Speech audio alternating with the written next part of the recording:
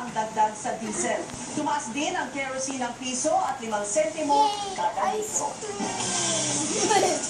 Kasi ang karaniwang Over this side.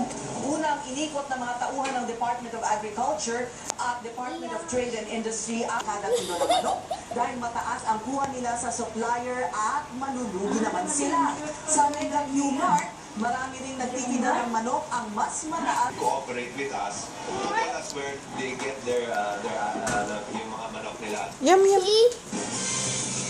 Simula po ngayon ay kayagan ng kumuha ng pasahero ang mga regular na taxi sa arrival areas na Ay ng airport taxis arrival area ng Terminal 3 ang OFW na si Horacio.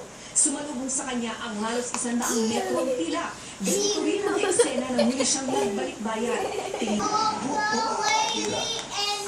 Inaabot ng 2 o 3 oras sa kalsada ang taxi bago makabalik sa Yummy. airport. Dahil ito sa Liam, traffic, lalo na is it yummy? ang Skyway. Yummy? Resulta, naiiwas Yummy sa ice pila ang cream? mga pasahero.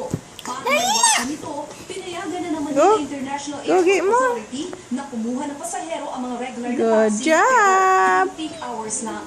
Sa unang window Yum. alas 9 hanggang alas 11, ang airport Liam, taxi stop ang walking kumuha like ng that. pasahero. Nasa 50 hanggang 10 naman ang regular na taxi. Come here. Dahil sa tuloy Yummy, love. pagdating ng pasahero, tila hindi maubos-ubos ang pila.